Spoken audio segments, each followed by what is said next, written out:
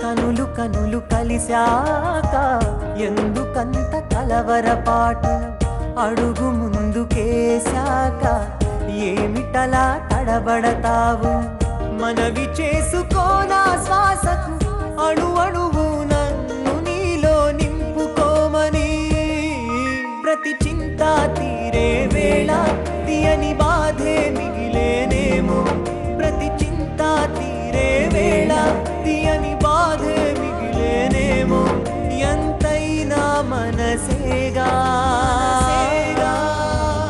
మనసింతే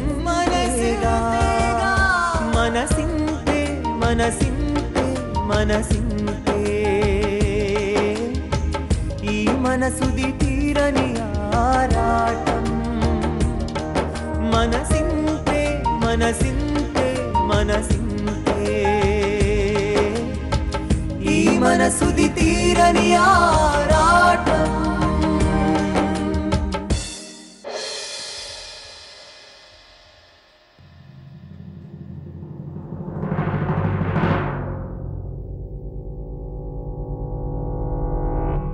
hi అన్నయ్య.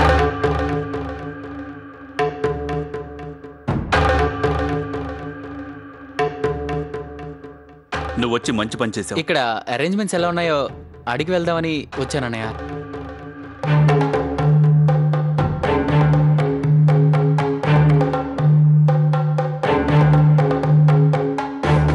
ఏం జరిగిందన్నయ్య? నువ్వు ఏమీ మాట్లాడటం లేదు. ముందు నువ్వు లోపలికి రా.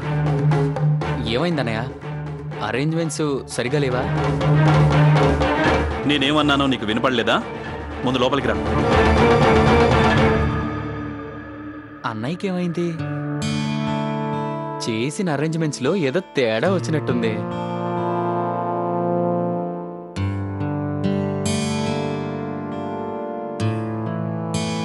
చెప్పనయా, ఇంకేమైనా కావాలా? అన్నిటికన్నా ముందు నువ్వు ఆ మ్యూజిక్ ఆఫ్ చేయి. అర్థం పర్థం లేని పాటలో నువ్వు అలాగే లైట్స్ కూడా ఆన్ చేయి. అన్నయ్య, అది నేను చెప్పింది నీకు వినపడిందా లేదా?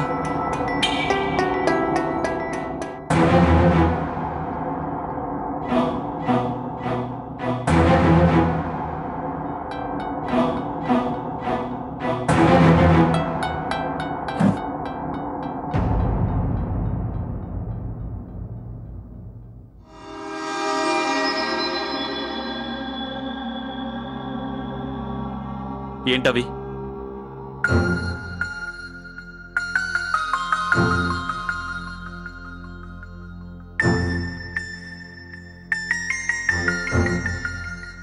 అవి నువ్వే కదా అక్కడ పెట్టింది? సారీ అన్నయ్య, మీరు హ్యాపీగా ఉండాలనే నేను ఇలా చేశాను. మీకు మరోలా అనిపిస్తే క్షమించండి. ఫ్రెండ్స్ చెప్తే ఇలా చేయాల్సి వచ్చింది. మేము హ్యాపీగా ఉంటామనా?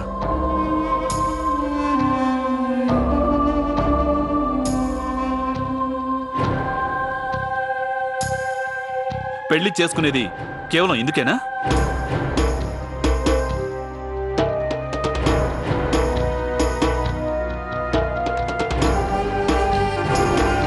నేనెందుకు పెళ్లి కొప్పుకున్నానో మీ అందరికీ బాగా తెలుసు. నేను పెళ్లి చేసుకుంది శారీరక వాంఛల కోసం కాదు.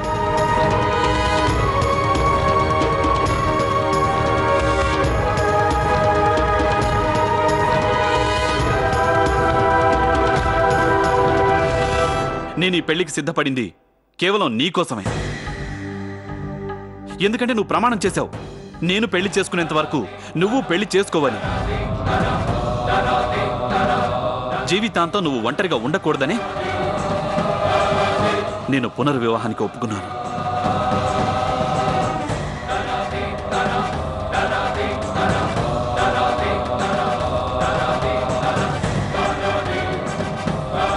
లేదంటే నా అర్పితకి బదులుగా నా జీవితంలో ఎవరికి చోటిచ్చేవాణ్ణి కాదు.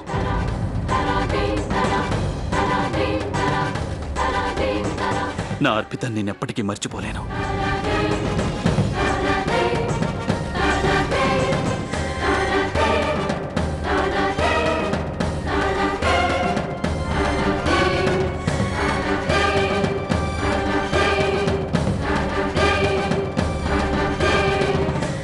ఈ జన్మలోనే కాదు, జన్మ జన్మల వరకు నాకు నా అర్పితే జీవిత భాగస్వామి కావాలని నేను ఆ దేవుణ్ణి మనస్ఫూర్తిగా కోరుకుంటున్నాను.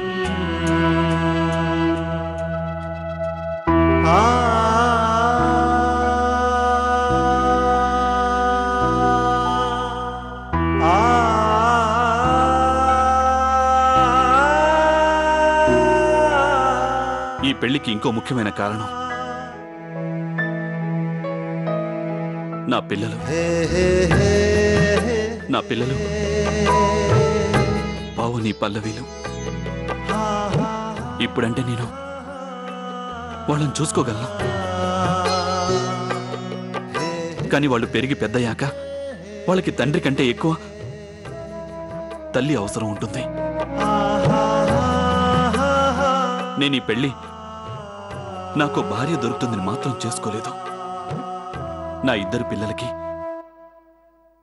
అమ్మ ప్రేమ దొరుకుతుందని చేసుకున్నాను.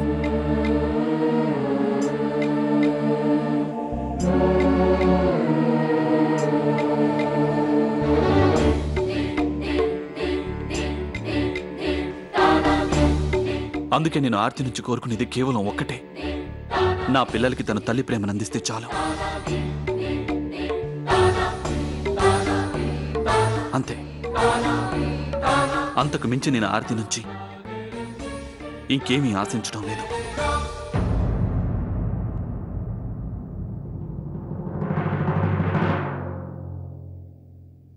సారీ అన్నయ్య, ఈరోజు కూడా నేను నీ ఫీలింగ్స్ని హర్ట్ చేశాను. ప్లీజ్ దయచేసి నన్ను క్షమించన్నయ్య.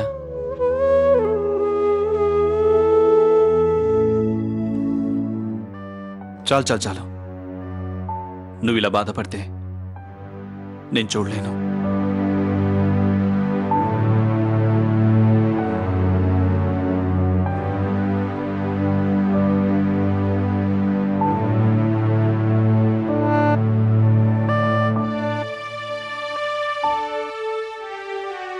ఇంకా ఇక్కడే నిలబడి నా మొహం చూస్తావేంటి? తొందరగా వెళ్ళు. ఒక్క నిమిషం, నీతో ఒకటి చెప్పాలి. I'm sorry. ఇలాంటి సమయంలో నేను నీతో అలా మాట్లాడకుండా ఉండాల్సింది. లేదన్నయ్య, అసలు సారీ చెప్పాల్సింది నేనే. నువ్వు పెద్దవాడివి కాబట్టి నన్ను ఏమైనా అనొచ్చు, నీకు ఆ హక్కు ఉంది. అలానే మీకు కూడా సారీ చెప్తున్నాను వదినా. ఐ మీన్ తప్పు చేసినందుకు.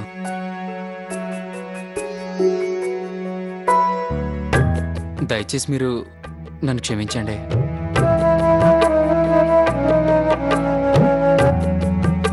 ఇంకో విషయం, నువ్వు ఇంకేమీ అరేంజ్మెంట్స్ చేయలేదు కదా? లేదన్నయ్య, ఇంకేమీ లేవు. నువ్వు ఆల్రెడీ వాటిని పడేసావు. అలాగే మ్యూజిక్ని టైమర్లో ఉంచాను,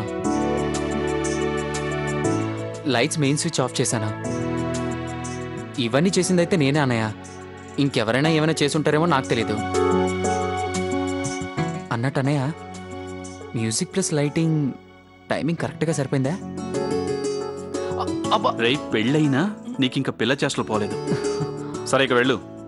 సరే, బాయ్.